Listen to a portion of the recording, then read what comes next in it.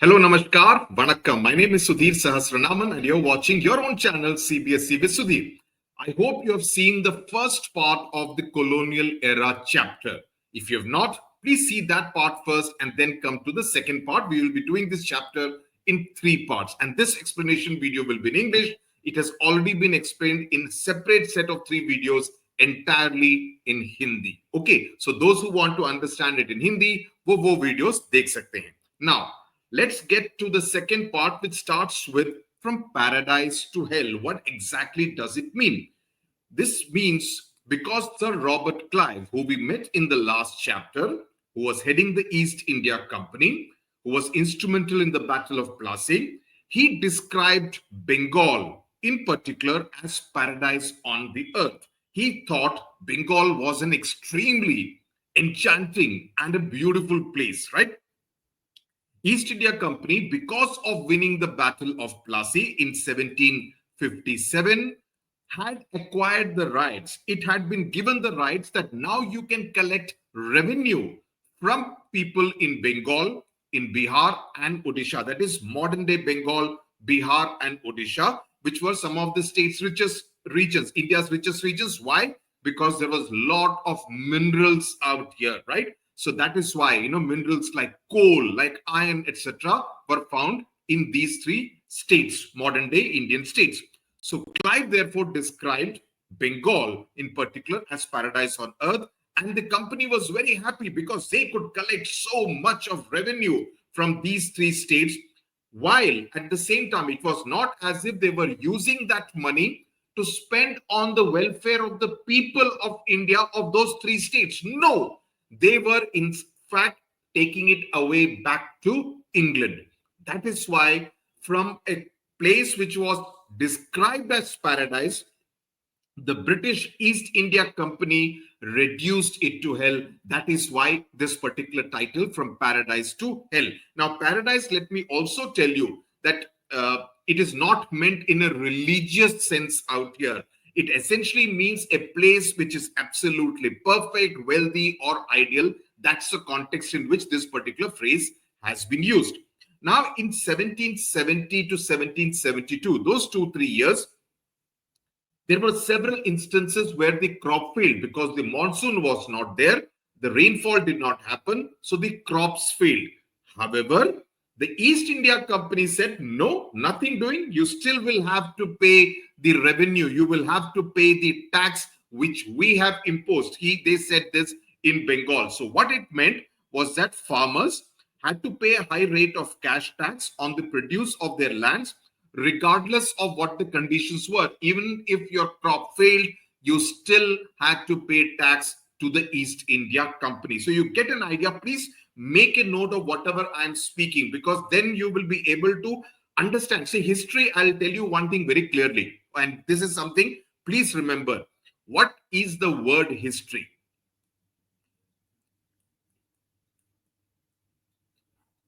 You know how I talk about history? History should essentially be his story. Listen to history like a story. The way I describe it, the way I explain it, I will be telling it to you like a story. And the more you understand it as a story, it will become easier for you to retain it in your mind. Otherwise, if you start rote learning, trust me, you will not be able to remember, because the mind cannot, store so much of information. So they had to pay taxes irrespective of, you had a drought, no problem, still pay tax, right? And that caused a catastrophe. Catastrophic means deadly.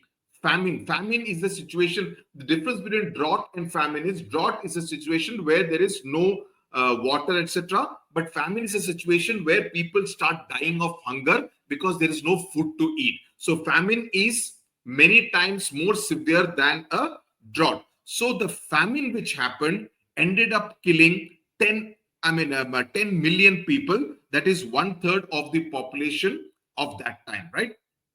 In fact, of Bengal. In fact, the company maintained harsh revenue collection targets, even increasing the land tax during the famine. So you imagine how cruel the East India Company was, that even during the famine, where people did not have food to eat and they were dying as a result, They were dying as a result. 10 million people died. Despite that, the East India Company said, you will have to give more revenue to us. They increased the land tax. So that gives you an idea about how cruel the East India Company was. And such cruelty was denounced. Denounced means condemned, criticized later, not only by Indian personalities, but also by some British officials. That even the British felt that no, this is not the way to be, treating anyone. This is inhuman treatment. So they were very surprised and shocked at the manner in which the East India Company was behaving in Bengal. William Digby, whose quote we started with at the beginning of the chapter, he was one of those who kind of condemned and criticized it. Later on, W. Hunter, who was an official, he wrote that while the country every year became a total waste, the English government constantly demanded an increased land tax. That every year you were having more miserable conditions, but the East India Company wanted more land tax. All through the stifling. Stifling means very severe. Summer of 1770, people went on dying. The farmers sold their cattle, they sold their tools, with which they will do their agriculture. They kind of completely finished eating their seed grain. They, in fact, even sold their children. Can you imagine? Oh my God, I'm getting goosebumps because I'm feeling very emotional about it. They even were forced to sell their children to work as bonded labor somewhere till at length no buyer of children could be found. Till such a time that there were no people anymore to buy children. Till such time they kept on selling their children. They ate leaves of trees and grass of the field, and day and night a torrent of famished and disease-stricken wretches poured into the great cities. So from the villages, they all started coming into the towns and cities. So the situation in India at that time was absolutely miserable. And this has been written by who? Not by an Indian, but by a British official. Because even among the British, it is not like all the Britishers were bad people. Even among the British people, they thought that we are doing something very, very bad. Such tragic famines were going to recur throughout the British rule in India. That throughout the British rule, these kind of famines kept happening. Later on in 1876, please make a note of all these years, 1770 to 1772, and the next one is 1876 to 1878. 8 million Indians, that is 80 lakh Indians died, perished means died, where most of them were in the Deccan Plateau. Deccan Plateau means today's Telangana, Maharashtra, parts of Chhattisgarh, that will all be the Deccan Plateau. Now you see out here, this is the Madras beach, that is Chennai beach. And there you have kept full of grains, sacks of grains for exporting them out of India, mostly to England, while people were dying in India because they did not have food to eat. So this was the kind of inhuman governance that the East India Company was doing. And look at this particular illustration, again showing you the conditions of Indians at that time. This one is from Bengal. So even if the crisis was very severe, there were some Indian traders also who were behaving like an absolute in a third-rate manner. What would they do? They would say, no, sorry, out of stock. There is no food available. If people went to buy something, suppose somebody had some money, they wanted to buy something, they will say out of stock, no stock. So they would keep searching for it. And after some days, they will say something which was to be sold at 2 rupees a kg at that time, they would say now it will be sold at 10 rupees a kg. So they were looking to make money as a result by creating an artificial scarcity. There was food grain available, but they were creating an artificial scarcity by saying out of stock, there is nothing available, right? So that was another thing. So some Indian traders were trying to make money at that time like that. And in those years, about 1 million tons of rice alone per year were exported to Britain, right? So grain was being sent to Britain from here, even while Indians in India were dying. Apart from the factors mentioned above, the British economic policy of free market, which left prices of commodities free to fluctuate, contributed to the severity of the famines, right? So what the British did was, it's a free market. Let the market decide. What do we have to interfere? Why should we interfere? That is, if the market decides that this particular grain pulses, rice, or wheat should be sold at this price, the market should decide. The government or the East India Company will not decide. So they followed a free market policy, and that also kind of contributed. Otherwise, if it's a responsible government, it would say that no, we cannot allow people to suffer. So no trader, no merchant can sell this particular, let's say, rice beyond 5 rupees a kg. That should be the maximum limit. But they were selling at 10 rupees, 15 rupees, 20 rupees and making money in the bargain. Then there was this particular character called Lord Lytton, one of the most cruel and third-rate viceroys to have ruled over India in 1876, 1878.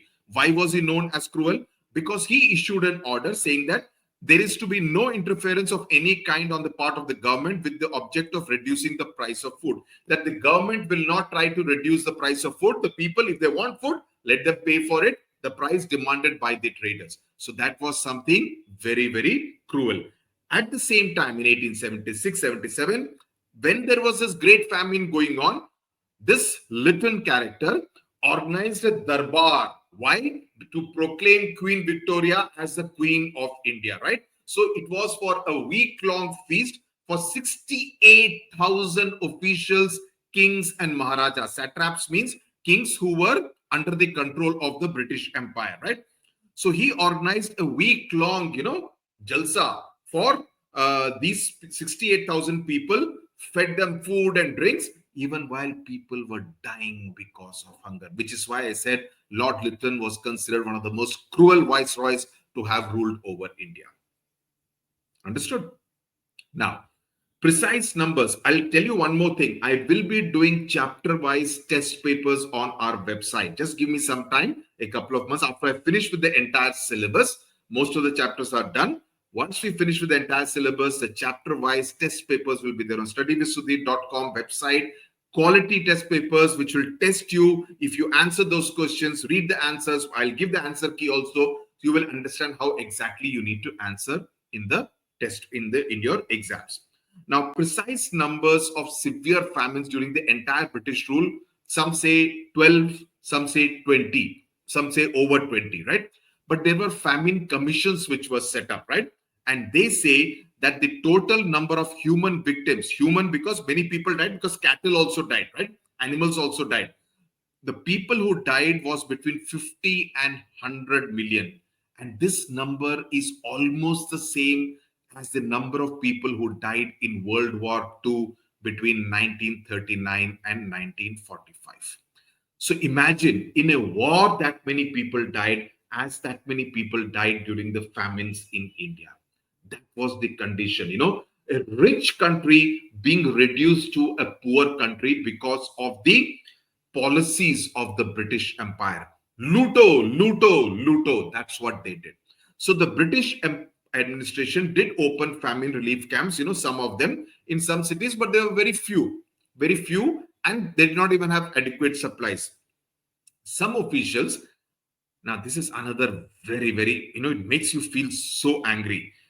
The Famine Commission of 1878 to 1880, they said the doctrine that in times of famine, the doctrine means the rule, something, the rule that in times of famine, when there is a famine, the poor should get relief. If we are to say that if there is a famine and the poor should be provided some relief by the government, it would lead to the belief, it would make them feel that they should get relief even otherwise, even during normal times. You understand the point I'm making? So they said that we should not feed them now when there is a famine, because then when there is no famine, at that time also they will expect that they should be fed. So we should not show them this mercy. So just imagine the lack of heart of the British officials from the Famine Commission itself saying something like this.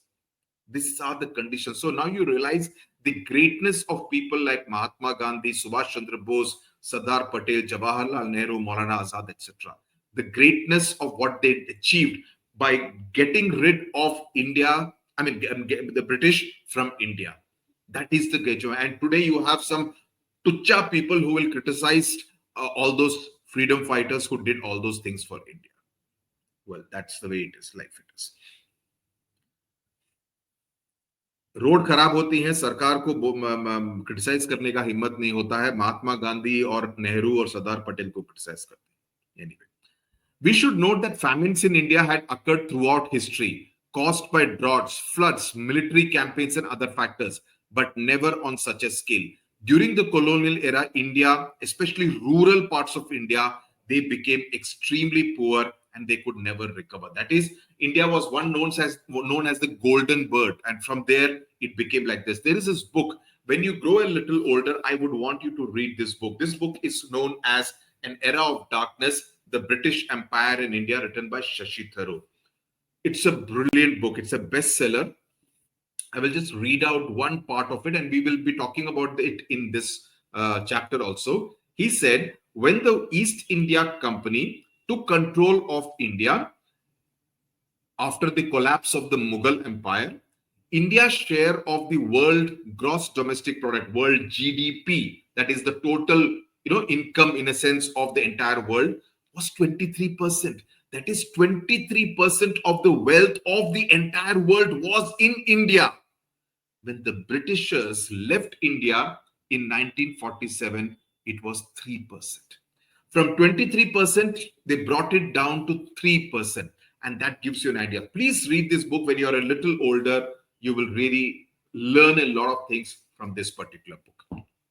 Now, that brings us to the next part, and that is called the drain of India's wealth.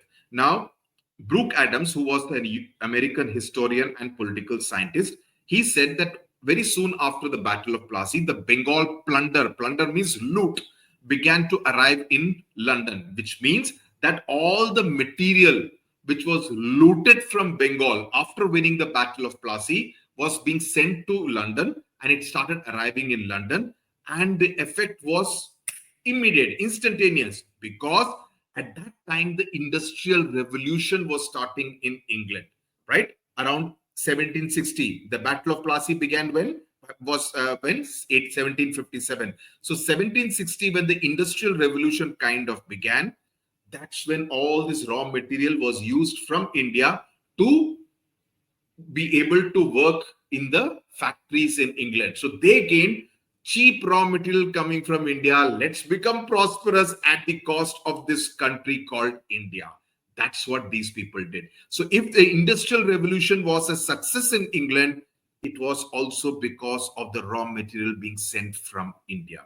So what Adam said was, the industrial revolution in Britain, which required a lot of investment, was made possible at least partly by the stolen wealth from India. Just imagine what word he's using. He's using stolen wealth. It was stolen from India. And this particular phrase is from the American historian Will Durant. Okay. Please remember this. This could be asked even as an MCQ. Now, taking his cue from scholars like Adams and Digby, Dadabhai Naoroji, who was known as Dadabhai Naoroji's title was the Grand Old Man of India. Okay. Now, what did Dadabhai Naoroji do? His photograph is there in the book below. He wrote a book called Poverty and Un-British Rule in India in 1901. Okay. Please remember the name of the book because you could be asked questions on this. And you could be asked questions on the achievements on the work done by Dadabhai Naoroji also, in which he estimated how much wealth was taken out of India. The same time, Ramesh Chandra Dutt, and both Dadabhai Naoroji and Ramesh Chandra Dutt are mentioned in Shashi Tharoor's book also, who was a historian. He did a similar exercise in his book called The Economic History of India. And all these studies show, and subsequently by Utsa Patnaik, that from 1765 to 1938, the entire amount taken out of India came to 45 trillion US dollars. This much of wealth was taken out of India, right? Which is 13 times Britain's GDP in 2023. In fact, there have been some demands that Britain should return all that wealth to India. The point is, even if Britain agreed to return that money, they don't have that money. If they return all that money, that country will become a pauper. So they cannot return the money because it is 13 times the GDP of Britain in 2023. And this money was taken through taxes, by charging Indians for whatever expenditure was there of Britain in India, for building the railways, the telegraph network, even the wars that were fought. Even for that, the money was being taken out of India. So for everything, I mean, you believe, oh, the British gave us the railways. Yeah, of course they gave us the railways. Who paid for it? We paid for it. They built the telegraph network. Oh, very good. Tata, bye. I mean, congratulations. Who paid for it? We paid for it. Nobody did us a favor. They did it because they needed to transport goods from place A to place B. They built the railway network because they needed to travel from place A to place B. They did not do a favor or because they were in love with Indians. No, they did it for their own sake. Dadabhai Naroji, another important point is that he was the first Indian to be elected to the British House of Commons. British House of Commons is the equivalent of the Lok Sabha in Britain, right? In fact, there are two houses are called, like here it is called Lok Sabha and Rajya Sabha, what I taught you in civics. There it is called House of Commons, is the lower house where people are directly elected. The second one is House of Lords, right? So he was elected to the House of Commons. He was the first Indian to be elected, right? So what does he mean by un-British rule? Un-British rule, he meant that in England, they would talk about, oh, we should obey the law. We should be very human. We should be very civil. They will talk big, big things in Britain. But they were doing absolutely inhuman things in India, which is why Dadabhai Naroji meant that they were doing very un-British things in India in their colony out here, right? Please recognize the four people in these photographs, because you could be given a photograph and you could be asked questions asking to identify what did he do, etc., etc. So please recognize the four gentlemen whose photographs have been there, put there in your textbook. Okay. Now, you look at this particular illustration. Now, you see Britannia, which is the other name for Britain, has been shown over a lion, symbolizing power. This is the second person is the god Mercury, symbolizing commerce and travel. Then you have the Indians. This is the East India Company denoted by the ship. This is the old father Thames, symbolizing London. This is the Indian who is shown as offering pearls and jewels to Britannia. So basically to say that, we were completely at their mercy and they were completely ruling over us. Let's now move to changing landscapes in different areas. The first one is the decline of India's indigenous. Indigenous means something which is grown, something which happens within India, right? So that's what is called indigenous. That's something which happens within the country is referred to as indigenous. Now, before the 18th century, India was very well known for producing what kind of goods? Cotton, silk, wool, jute, hemp, coir. Hemp is something which is produced from the cannabis plant, but we are not talking about drugs out here. We are talking about making things like ropes and sacks, right? So Indian cotton, textiles, etc. were very famous because they were very, very intricate kind of goods which were being made out here, and people were interested in buying those things. The word embossed means, when you make some kind of a design. One second.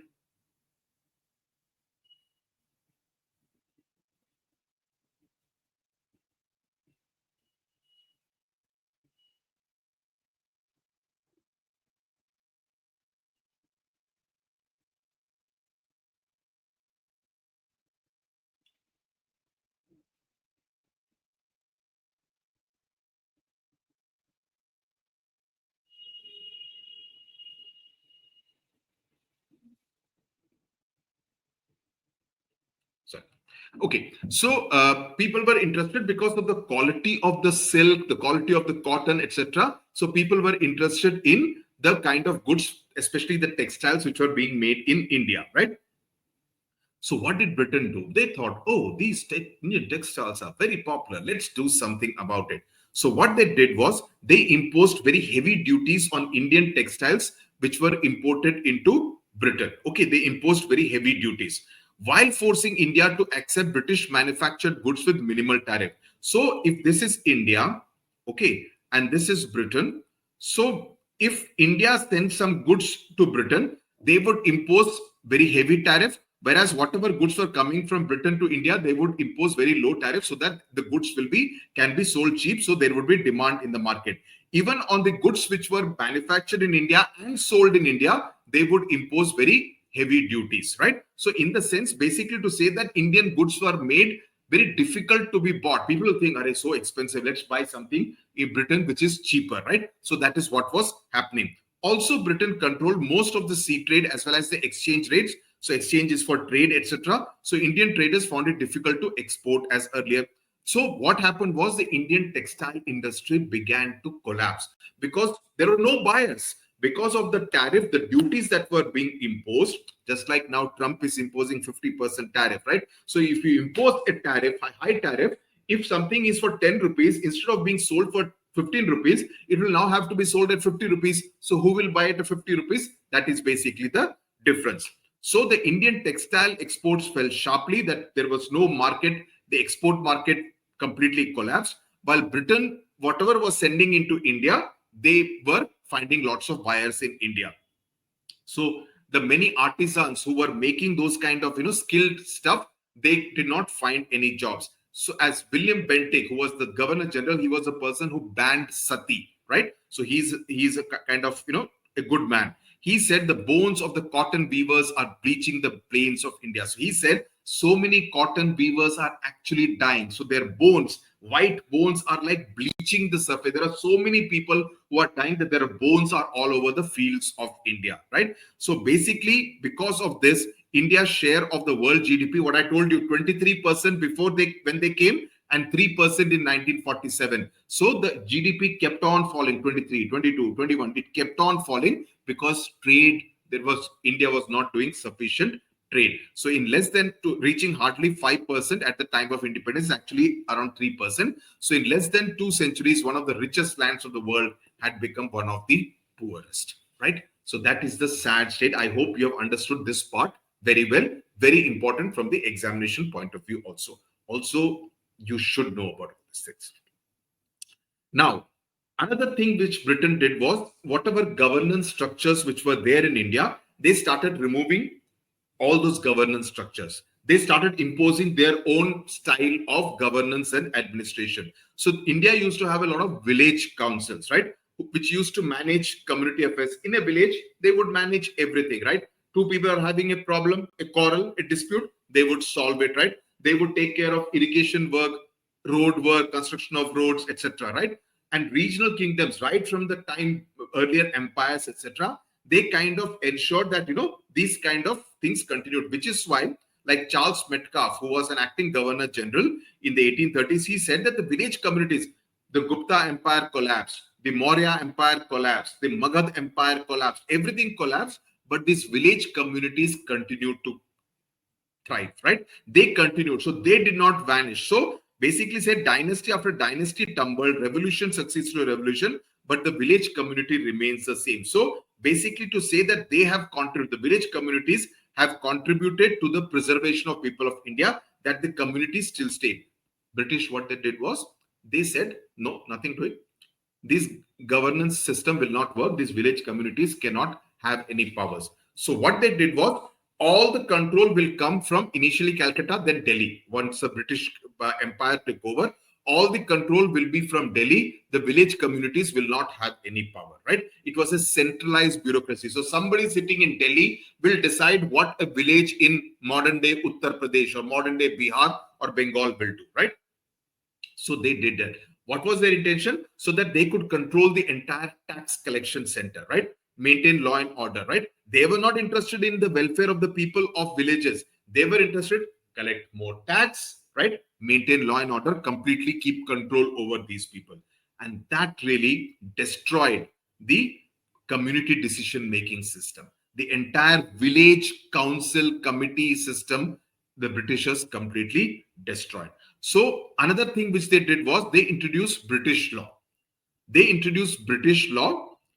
They did not follow the Indian laws which were being used in different villages. Now that became very problematic because one, it was in English. So somebody in Bengal who knew only Bengali, how will he know? Somebody who was in Odisha knowing only Odia, how will he manage? So that became a problem because they could not understand the English language. The British legal system was also more expensive. It also took a lot of time to settle a case, whereas in the village, they would call this villager and that villager. and settle the dispute in 1-2 hours, right? But when you have to go to court somewhere else, so all that was more expensive, more time consuming, plus they did not understand because the entire system was in English, the language they did not understand, right? Now let's come to the other big part on education. How they started transforming education, because education is at the core of everything, right? Now we have studied it in class 7 that we had pathshalas, madrasas, viharas, etc., the local Hindu, Muslim, Buddhist, different kinds of modes of education, right? That's how Indian education was being there were gurukuls, etc., pathshalas, where different kinds of learning was done, right? In fact, even in the 19th century, British report said that there are thousands of village schools across India. For example, 1 lakh to 1.5 lakh in Bengal and Bihar. Till the year 1830, there were these many village schools which are there. Gurukuls, madrasas, pathshalas, viharas, etc. were there, where they were taught reading, writing, and mathematics, arithmetic, right? Now, what did change? Now, in 1835, this particular person called Thomas Macaulay, okay, he brought this particular book called Minute. This is not minute, Minute. Okay, Minute is essentially a report, a written report.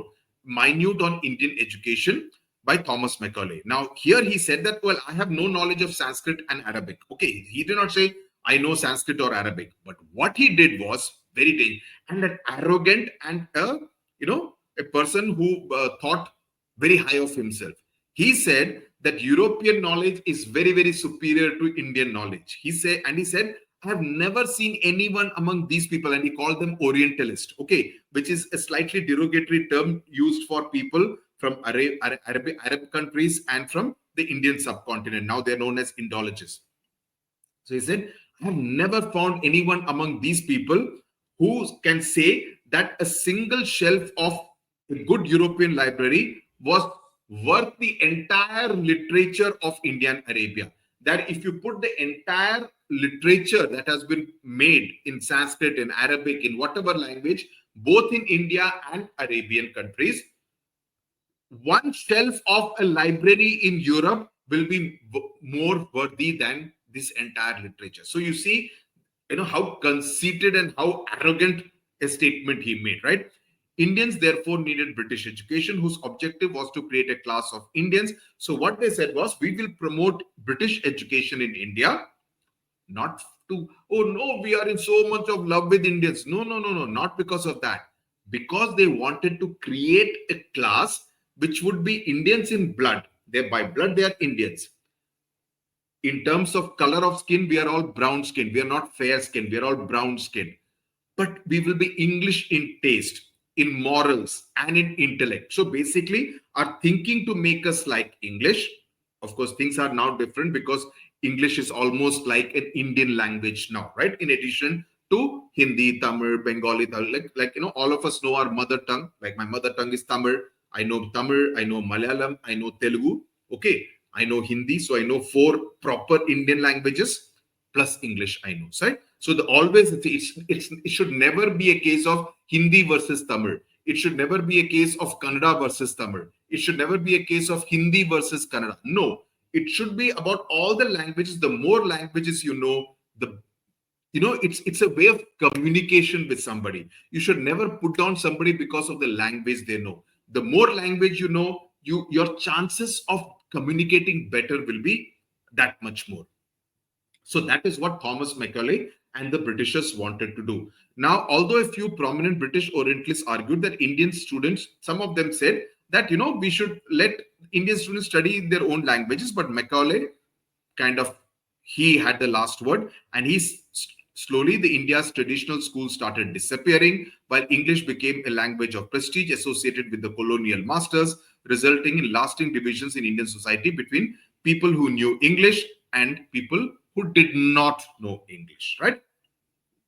So the new education system, what was the fallout of the Indian new education system? What they did was they created a lot of clerks, because the Britishers thought, we will not do clerical jobs. So they wanted Indians to do the clerical job. Now, how do you communicate? If they don't know English and you don't know their language, how would you communicate? So let's make them learn English. Why? So that we can communicate with them, so that they will know what we are ordering them, right? So we want clerks, we want Indian clerks, so they need to learn our language. So let them learn English. That's what they did. And also in the process, they sidelined the traditional sources of knowledge and authority and created a generation of Indians who became disconnected from their cultural heritage. In the sense, they started not knowing or knowing little about their own roots, about their own culture, right? So this question I have already explained to you. Now we come to reshaping economic structures to serve imperial interests and imperial needs. Now we've already told about the markets, how the economy was changed, right?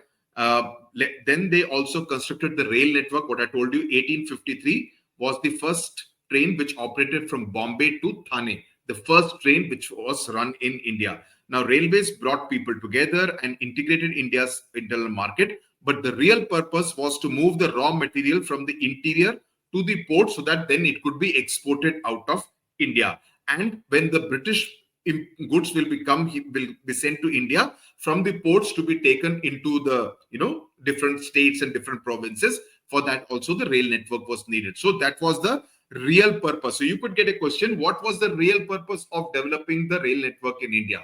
This was the real purpose. So railway routes largely ignored existing trade patterns to serve colonial economic interests. So they were essentially serving the economic interests of the British, and also to move armies quickly from the cantonments in case there was any kind of rebellion like it happened in 1857, about which we will study in the third explanation video. So the construction of India's railways was not a gift from the colonial rulers to India. It was not like, they gave it as some kind of a gift. One second. I think he wrote something on the railway network also. There is an index.